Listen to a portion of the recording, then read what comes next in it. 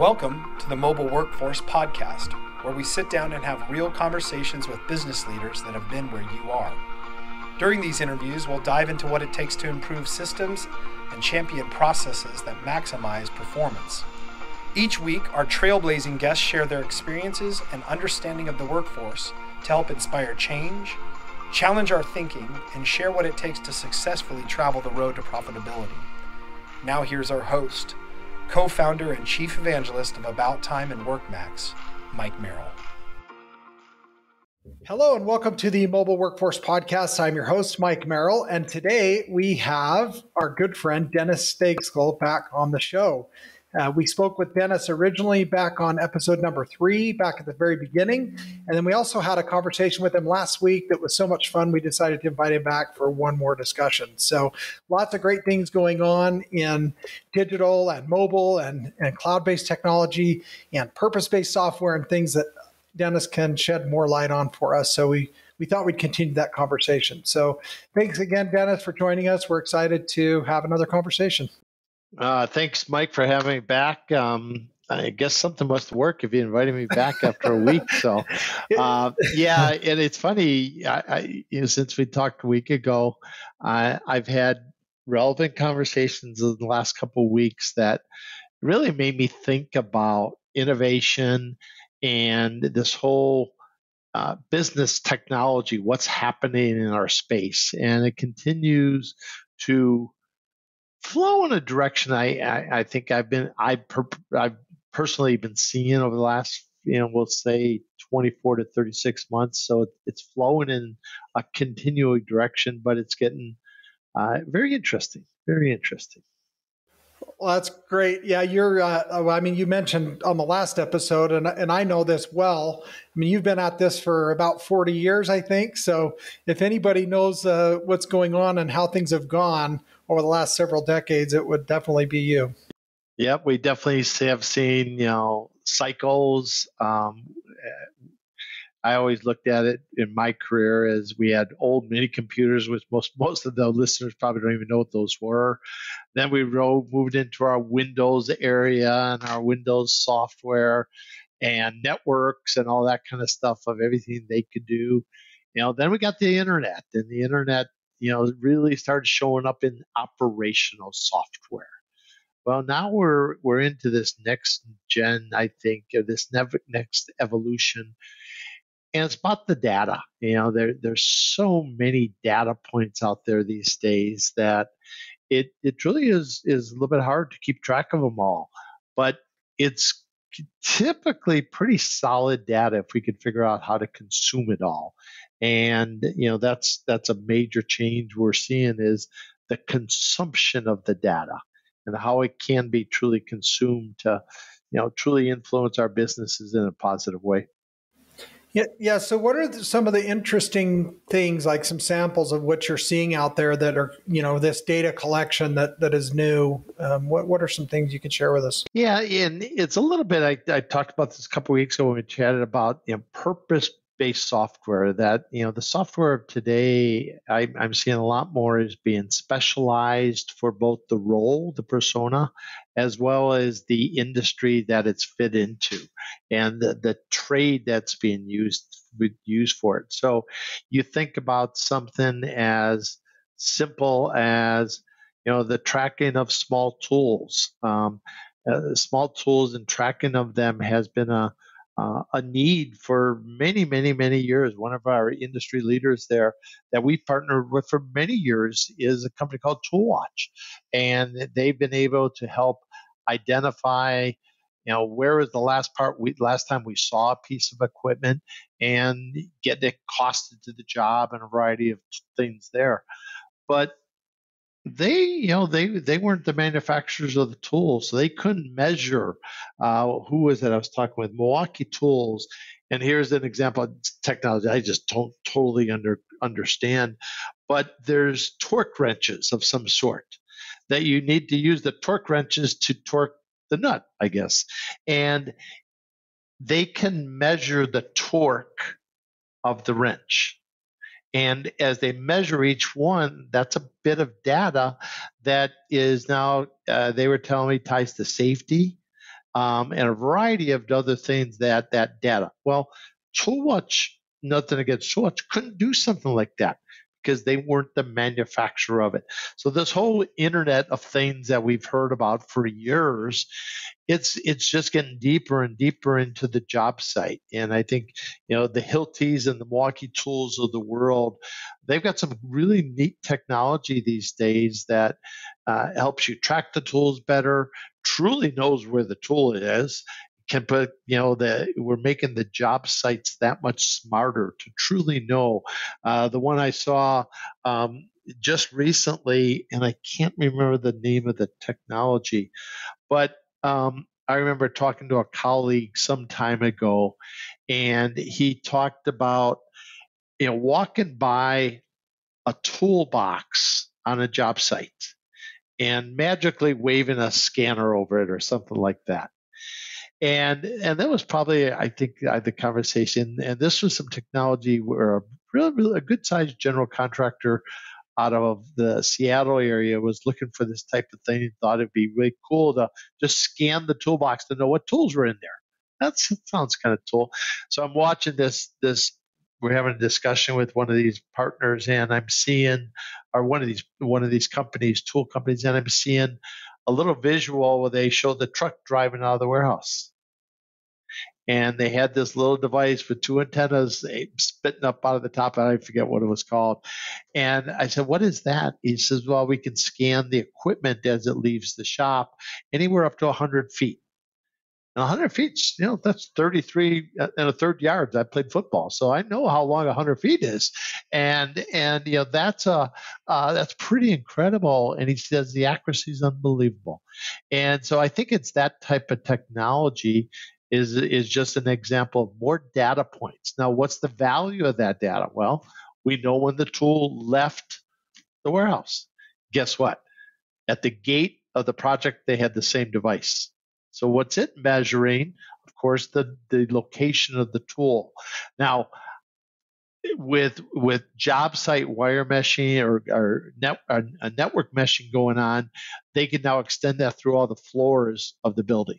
So we know exactly where that tool is. So that's an example of technology. Maybe what they've built so far is a little bit overkill, where we look at that and say, "Well, I really be able to use that?" But we've been asking for years, where is that piece of equipment? Did that piece of equipment get left at a job site? Sure enough, it's back at that old job site.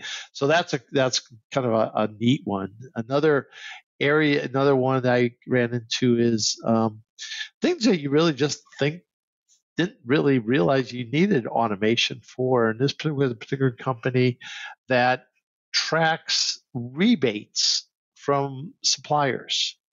Because when a supplier, many times in the electrical market, they will, of course, electrical contractors buy a lot of stuff. And there's rebate programs on a lot of things. But when you're buying, the amount of material that some of these electrical guys are buying, you lose track of it. And so there's just dollars being flushed down the drain.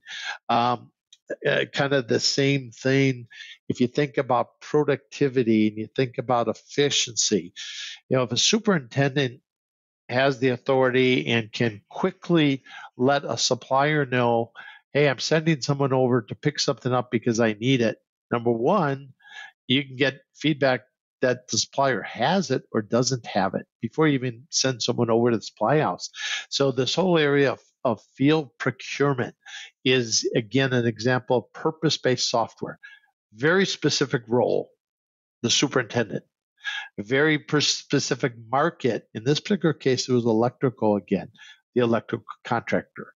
And that same concept, though, if you think about it, it can expand to any trade contractor. And there's just more and more examples of this purpose-based software around, and a lot of it is around operations, but a lot of it is consuming the data as a result of the operations activity. The rebate, well, the reason we bought this stuff is because we need it for operations to put it in the building. Well, there's a financial impact of that. Field procurement software, the ability to get the materials on the job site when we need them is a critical step, but just as important, making sure that I don't have to re-enter the PO when it comes back into the office is another huge one. And we're seeing, in these really purpose-based software, companies start out as small little components, and then all of a sudden they got two very similar needs, and they got three similar needs. I think an area we might have seen over the years, software like HCSS or Bid to Win or Innate, where it's really a whole suite of software targeted at really those civil contractors with equipment. There's new companies coming out with software that really maybe doesn't cover quite the breadth, but the depth on any given thing is there. A Sign or Tenna are two new ones to the industry that really new architecture, new truly relevant technology, new technology. They just got to take a little bit of time to build all the functionality out. So lots of things happening that I think is driving the demand for innovation. Yeah, that's a great overview and some great examples. So if you and I were to try and tap into our internal Clint Eastwood for just a minute, and you know where this is going, you bring up Clint Eastwood. Sure. Let's discuss the good and the bad as well as the ugly in construction technology. What are your thoughts on what you're seeing that's good and new? Yeah, the good is, and this good is, I guess, also a bad to a certain degree, is there's a lot of it. There's a lot of new technology coming to the market. So sorting through what technology is the best software for me can be part of that ugly. It can be hard. It's not as easy as it used to be. Now, of course, the internet makes it a lot easier to go find it, get reviews on it, go to different boards and get feedback on it, etc. But there's a lot more of it. And that's the good thing. The bad thing is it's a little bit harder to kind of figure it all out. The good thing is it's innovative, very innovative. A lot of the new software is these point systems that are written for a very, very specific purpose. Things that, 10 years we wouldn't even thought we could do software for. And so they're very, very innovative in that way. Many of them, and I talked about this in one of our last time we talked, is if the buyer, if the contractor is going to adopt a technology, he's got to make sure he's got a plan of what's the best thing. What am I really looking for? Am I committed to it? Am I committed to doing the change, to implementing it? Because if you're not, you're wasting money buying it. Don't buy it. Okay. If you're not truly willing to make the commitment to change, then maybe now is not the right time. So I think that if you do adopt with a commitment, software truly can be more, can help you improve your productivity as well as your accuracy. One of the newer, not brand new technology, been around for a while, but I think it's been proven over and over again that it's truly much more accurate, is takeoff software in the estimating world. Now, if I truly do electronic takeoff, it's going to be typically faster and more accurate than if I didn't do it electronically. And there's an example of adoption of technology for the good: faster and more accurate, faster, better quality. So it's hard to disagree with those statements that many times technology can help in those areas. And so I think the good, we got to watch it for a while. There's a lot of good out there. That's great. So if we switch to the bad, what are you seeing that is becoming more frustrating or more evident as the good rises up? Yeah, it probably the couple bads, I hinted at one of them. There's a lot of it out there, so it's a little bit harder to decide which one to choose. So I think you have to work a little bit more diligently on which one. And something that's near and dear to your heart is this whole concept of time capture and keeping track of time. And over the last 4 or 5 years, I've been kind of building up what I call a requirements list of all the things that one might look at in a timekeeping system. And there's a lot of good ones out there, and there's a lot of good ones that are very focused on niches. We can do crew tracking better than anyone, and we can do certain type of GPS tracking of where the employees are with all sorts of technology. But you have to truly figure out, what do I need and what best fits me. So having the ability to grab those requirements, I think, and truly sit down and think about them, put them together, is a way to handle the bad, meaning there's so many solutions out there. So just go in it methodically. As we look at them, I think one of the other areas that I'm seeing, or we are seeing, is we're in this whole data evolution where there's just more data than we've ever dreamed of can be. And, we've been seeing that with the advent of the internet for the last 20 years, especially, about all the different data points and all the different data points. Well, if I now have many more solutions, that means I've got many, many different sources of data. And some people will call those data silos if these systems are not connected. And so I actually believe we're in a little bit of a data silo, I'm going to call it explosion, for a little while. And it's not because we don't have the technology to solve it. I think over the last 10, 15 years, standards have kind of risen on how you solve it. Technology and how to solve it, the type of technology has improved. It's easier to solve today than it's ever been. But one might say, well, why does that lead to more data silos? And it's because of the number of systems and types of systems out there. There's just more types of systems that produce data, and there's more of them. And if I'm going to pick again on your time capture one, if we got a bunch of time capture systems, I've only got one out there, and everyone integrates it with it, well, there's probably not a data silo there.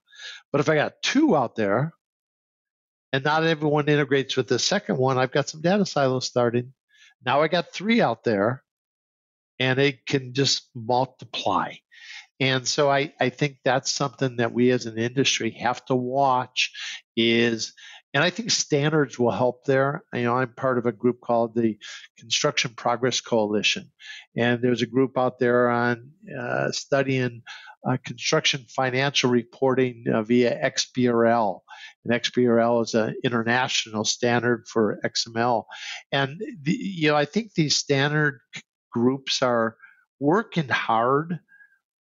We're seeing some adoption, but not enough yet. I think we need to see the market drive it a little bit harder. The contractors of the world got to say, I need to be able to what's the word? I need to be able to supply my surety agent with monthly WIP reports. And the reason I want to do that, because if they have monthly ones, their data is going to be more accurate. And I run a great company, so my WIP report is something to be looked at. And maybe that will tend to lead eventually into a better relationship with the surety. So that's a real simple use case. But I think that standards can help this data silo. Oops, something's beeping in my office here. Must be those sensors and alarms that send data off. We'll have to watch this. That's a data silo. Yeah. That's a data silo. It must be. So, the bad there is, I think that data silos are going to potentially increase for a little while. The good part about it, though, I think we've got the technology to solve that.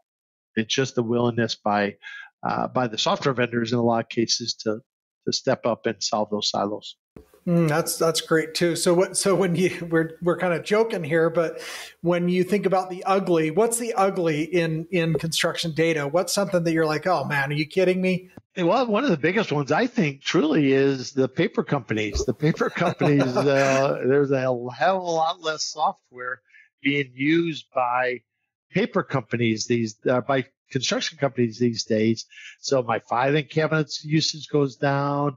You think about all the drawings that were on paper that are now digital electronic. So just kidding aside, of course, but there aren't a lot of uglies. Okay, there are uglies that I think in a lot of cases we can control. If we commit to it, it usually the software solutions I'm seeing these days, I think the quality of them is better. Right? There's still software that has a bug in it here or there, but the overall purpose of the software, the rationale of the software, the quality of the software, I think is better than it's ever been. And then to go along with it, the ability for a software company to react is even faster because I could push out a correction to something, and in 24 hours, thousands of companies can have that update running and working. So I think the deployment of software these days is definitely a plus, but it also allows us to be a little bit more innovative and to take a little bit more risk in getting that product out there. And we're seeing that happen in a lot of different places. So no real ugly, even though I think the goods definitely outweighs the uglies. That's awesome. So when you think about companies that either have plenty of tools and maybe haven't necessarily leveraged them properly or appropriately, or maybe they just have gaps that they need to fill with technology, is there some low-hanging fruit in your mind that where a company could invest a few bucks into something and probably see a pretty quick return? That's a tough one because, and again, where it's hard there's so much technology out there. I talked a little bit earlier about takeoff. I think the takeoff technology, especially the 2D technology out there is solid, and I think the biggest thing there is just not enough companies have really bitten the bullet to say, go, we're implementing that technology. Let's do it. And, get the proper training in place, et cetera. So that's kind of a relatively one that's been around, but I think there's a lot of room for adoption. Another one is, anything to gather data in the field, be it, time cards, be it photos. I think the technology around that there's a lot of it, and the integration is pretty good. I think the tool sets as well as the vendors realize that all we do is capture data and we don't ever provide it to the proper spots for consumption. It's only worth so much. So I think the software world realizes the importance and critical nature of integration, but more importantly, I think they realize the market expects it. And so we've got to supply that. So I think field capture tools, be it time, be it photos, be it issues, operational type capture tools, I think is a major spot. And there's a lot of software available. Some specializations, I mentioned field capture for procurement. I think that's a great one. If you are out in the field and you have to deal with materials, I think there's a lot of tools that are already in place. They're just waiting for companies to truly say, okay, let's do it. And a lot of some of this technology, you can adopt it from a perspective of, okay, let's roll it out on one job. Let's put it on one job and see how it works, and truly get that ROI. I was talking to a contractor in Pennsylvania weeks ago at an ABC event, and his title was chief innovations offer, something like that. And it was all about small wins. And he says, well, one of the things we do is we try to, analyze a job and see how much it will save us on a project. And he says a lot of times we will try technology on one project just to see, because it's relatively easy to do these days, and I could train a smaller group. So I think we're seeing a little bit of that happening, and rather quickly he did make a comment. He says a lot of times once we get it out there and we start working with it, we can see if it's going to work or not for us. And it's not that we didn't miss it, but we missed some requirements, and as we dug into it, they weren't there. So field capture, I think, is a great one. There's more tools, and this one's a little bit harder though, because I think it's a bigger investment. There is tools out there to help pull data together. There's more data accumulation tools, data warehousing tools, but it's also an area that I think technology is still changing.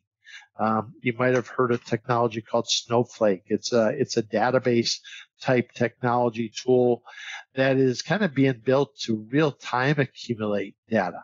And it's going to take some time for all the people to push the data in there, but it's a little bit different type of approach on a tool. So it's one where I think we all got to keep our eyes on, but maybe not quite ready yet for all the prime time use cases. Let's see, what other low-hanging fruits? Another area, just as I look at the technology area, and you start thinking about it, and you say, how freaking obvious. Why did it take us 40 years to get there?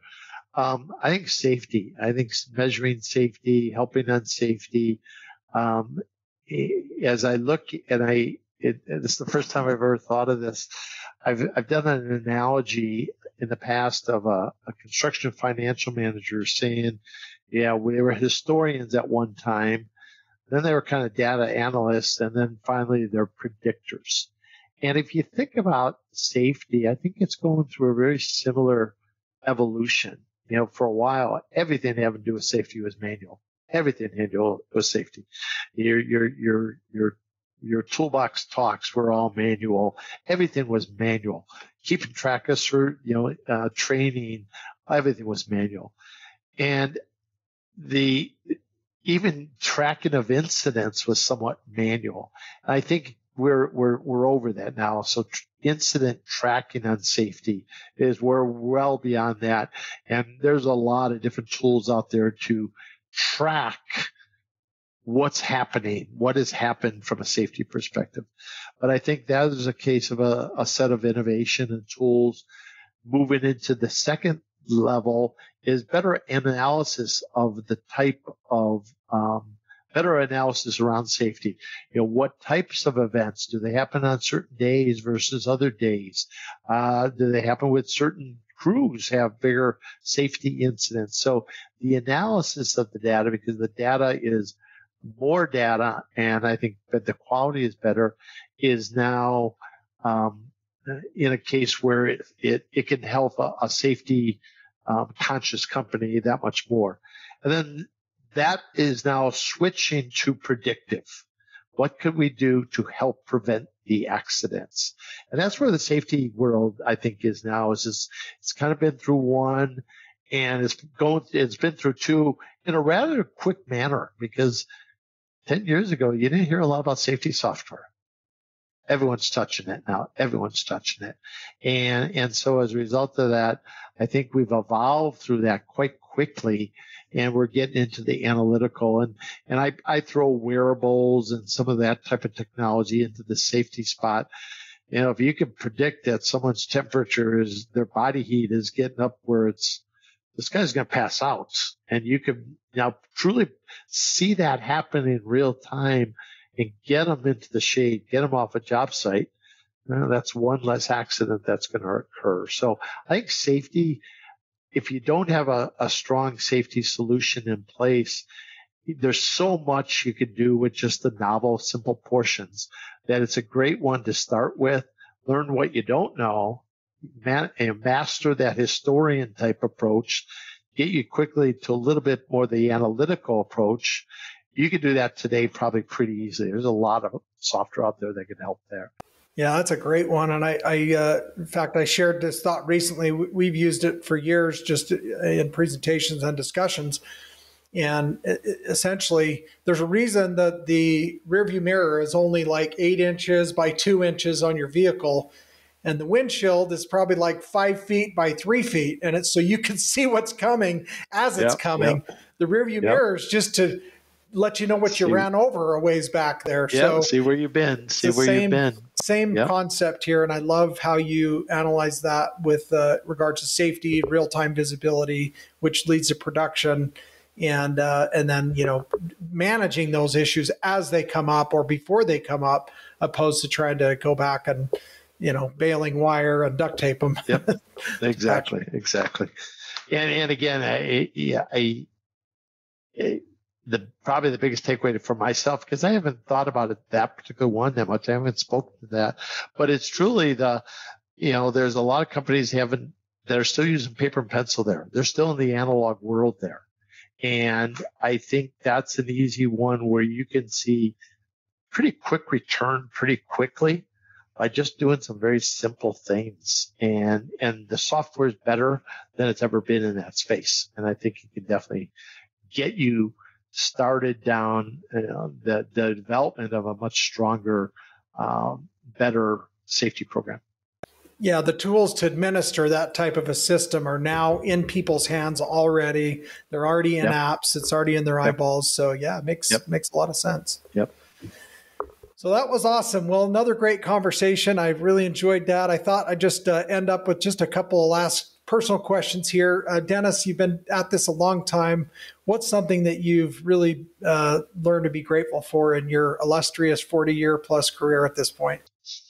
Yeah, it was interesting. We had a conversation a couple of weeks ago at a Sage construction group meeting, and we kind of talked about the same thing. And what keeps me kind of driving and into this space is driving down the road. And you might say, driving down the road, what the hell are you talking about? And I said that I drive down the road and I look at the buildings that have been built, and I look at the buildings that are being built. And I think about how, the work that Timberline and Sage in this construction real estate space has contributed to that. I get very excited and driven by it. And I was talking to some people the other day about this whole education market, and we got into a conversation about tilt-up buildings and what tilt-up buildings are. And it's a kind of a thing where 30 years ago I didn't know what a tilt-up building was, and just the level of knowledge that I've gained just watching these construction sites and watching them grow and watch the safety components that are now out there and how much safer our world is because of the construction we're doing. So being a part of that is probably the coolest thing I've had, is just being a part of that. Yeah, I love that. What a great answer. Well, that's a great way to end. And as always, we've really enjoyed having you on again, and just appreciate your wisdom and your willingness to share with our listeners so much that you've gained over the years, and hopefully add to their life and improve their situation and what they're managing as well. So thanks. Thank you. Appreciate it. And we got some shows coming up this fall, and some shows coming up in the spring. I know Con Expo is back. Last time we were at Con Expo, you all might recall, Con Expo got shut down by COVID in March of, I forget the year, but March 3 years ago. So we've come full circle on that whole thing, and hopefully we'll see some of you at some of these upcoming trade shows. Yeah, looking forward to it. And a great point. Yeah, 3 years ago now. So that's incredible. Yep. So, well, thanks again, Dennis. Thank you, Mike. All right. Be well. Thank you for joining us today on the Mobile Workforce Podcast, sponsored by About Time Technologies and WorkMax. If you liked the conversation we had today, or were able to learn anything new or helpful, please make sure to follow us on our WorkMax page on LinkedIn and on Instagram at WorkMax_. And subscribe to the show on iTunes or your preferred podcast platform so you will never miss another insightful episode. Also, if you enjoyed the podcast, please leave us a 5-star rating and review and share the show with your friends and colleagues. Your support means the world to us and will allow us to continue providing impactful information with others looking to improve their results in their business and, in turn, their life.